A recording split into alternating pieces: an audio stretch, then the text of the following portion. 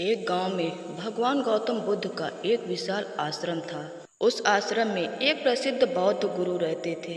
उनके सभी शिष्यों में एक शिष्य ऐसा था जो बहुत बोलता था। वो हर समय सबसे इधर उधर की बातें करता रहता था। वह शिष्य जब भी भिक्षा लेने जाता था तब गांव में लोगों की कहानियों को आकर दूसरे शिष्यों को बताता था। हमेशा दूसरे शिष्यों की निंदा करता, उनकी चुगली करता और खुद को सबके सामने अच्छा बनने का प्रयास करता। खुद के मुंह से ही खुद की बड़ाई करता रहता था और अपने गुरु के सामने हमेशा खुद को सबसे बुद्धिमान और अच्छा साबित करने की कोशिश करता रहता।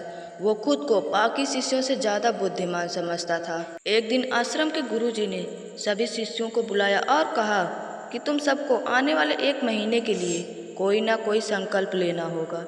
इससे आप सब में संकल्प शक्ति मजबूत होगी, आपके अंदर आत्मशक्ति का संचार होगा।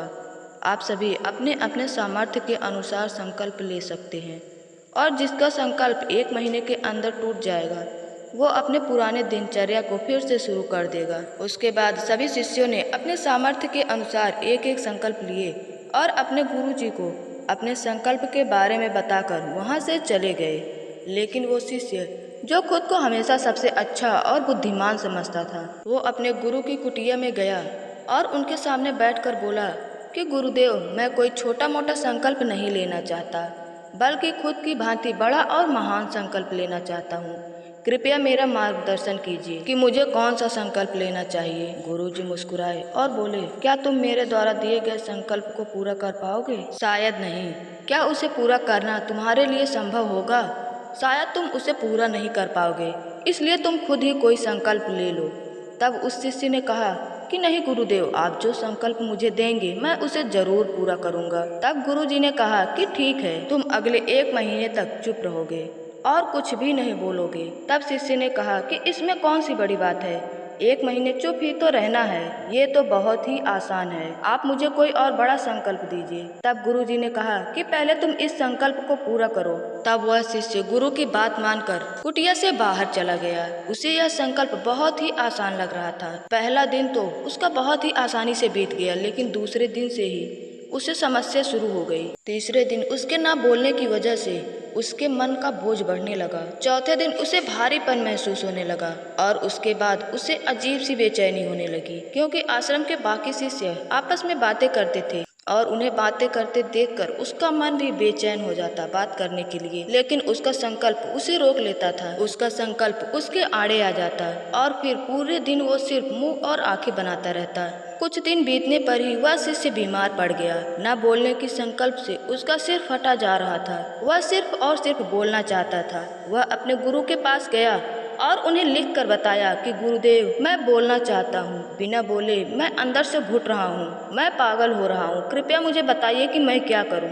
क्या मैं अपना संकल्प तोड़ दूं? यह सब पढ़कर गुरुजी मुस्कुराए और बोले कि संकल्प तो तोड़ने के लिए ही होता है, लेकिन जो अपने संकल्प को पूरा कर लेता है वही अपनी आंतरिक शक्ति को बढ़ाता है, और जो अपनी आंतरिक शक्ति को बढ़ा लेता है वो समझ और जागृति की राह पर आगे बढ़ जाता है। संकल्प लेना भी तुम्हारे हाथ में था और संकल्प तोड़ना भी तुम्हारे हाथ में है। तुम्हारे बहुत से शिष्य भाइयों ने संकल्प तोड़कर अपनी पुरानी दिनचर्या पर वापस आ गए हैं, और अगर तुमसे नहीं हो पा रहा तो तुम भी अपने संकल्प को तोड़कर अपनी पुरानी दिनचर्या में वापस आ सकते हो। लेकिन याद रहे कि अगर तुम आज इस छोटे से संकल्प को तोड़ देते हो, इस छोटे से संकल्प को नहीं संभाल सकते, तो आगे की जिंदगी को कैसे संभालोगे? बाकी फैसला सब तुम्हारे हाथ में है। गुरु की यह बात उसके मन में चुभ गई।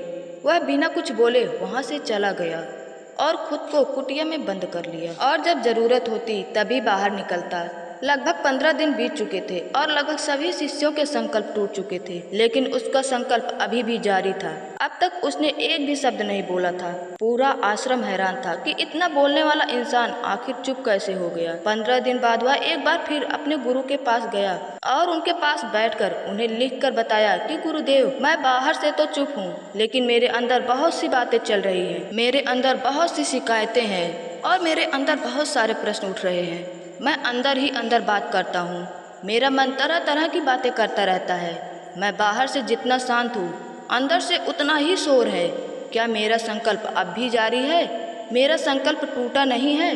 तब गुरुजी ने कहा, नहीं, तुम्हारा संकल्प टूटा नहीं है, लेकिन लोगों की ये बातें जब तक तुम्हें सुनाई देगी तुम्हारा मन बोलता रहेगा, क्योंकि इसकी तो आदत है बोलने की। तुम भले ही बाहर से चुप रहो, लेकिन अंदर ही अंदर बातें चलती रहेंगी। तुम्हें इन बातों और आवाज़ों से दूर जाना होगा।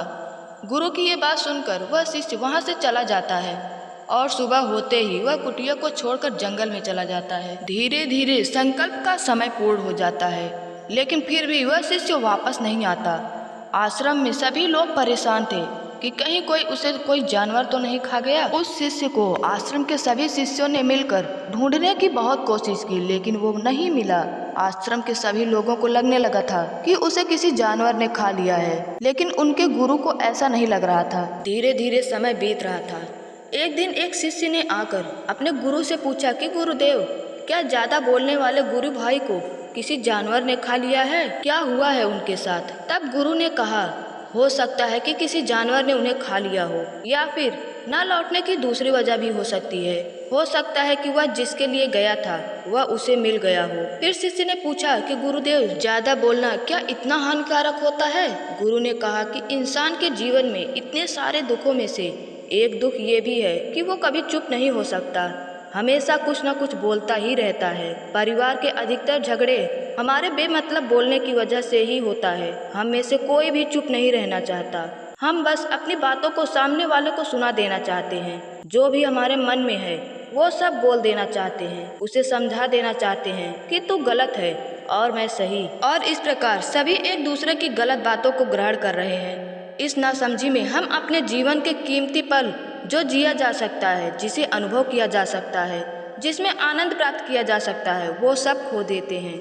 शिष्य ने कहा, तो फिर इसका उपाय क्या है? तब गुरु ने बताया, पूरी जागरूकता के साथ अपने विचारों को देखना यही एकमात्र उपाय है।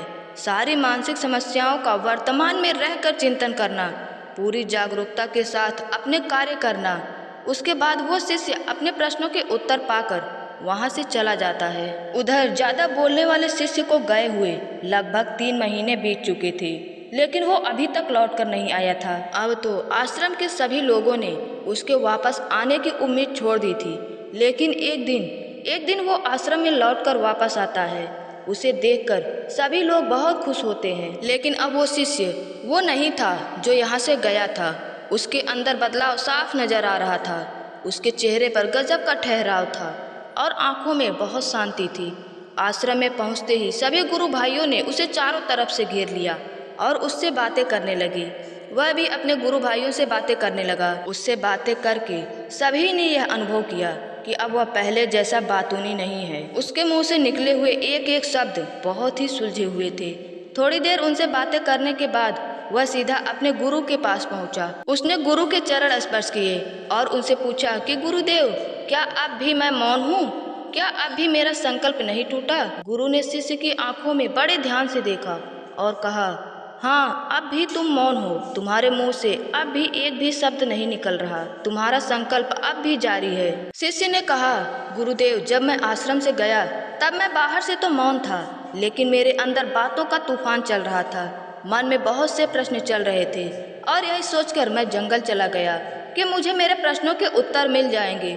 इसी उम्मीद से मैं जंगल गया था, लेकिन मैं जितने एकांत में जाता गया मेरे अंदर की आवाज़ उतनी ही तेज होने लगी। मेरे अंदर की पुरानी सी पुरानी बातें याद आने लगी।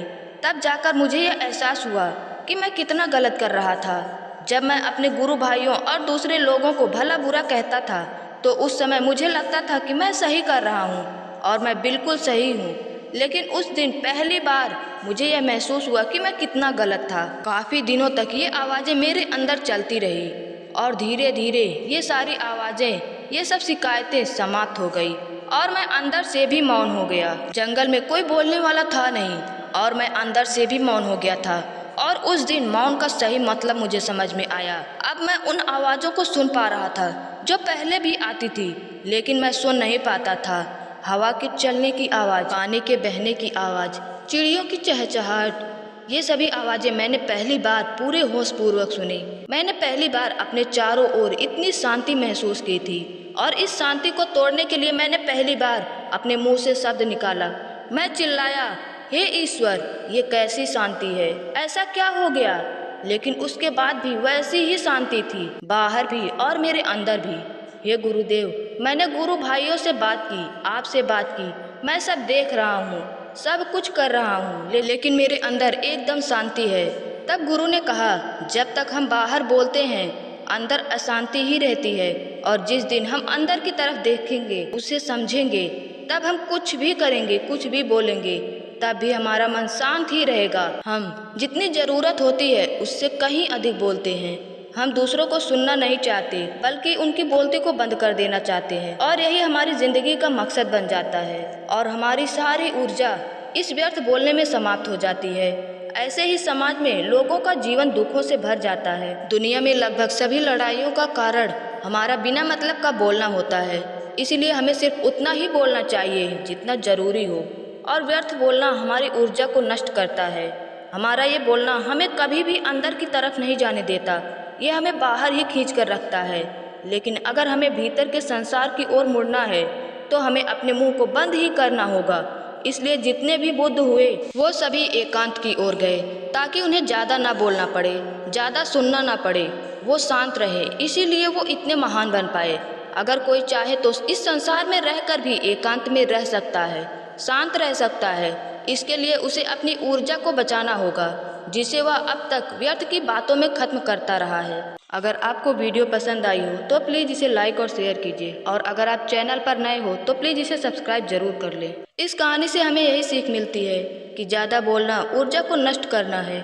व्यर्थ की बातें कभी भी हमें अपने भीतर नहीं जाने देती, जिससे हम अपनी वास्तविकता को नहीं जान पाते, उसे समझ नहीं पाते। इसलिए हमेशा ही हमें जितना ज़रूरी हो उतना ही बोलना चाहिए।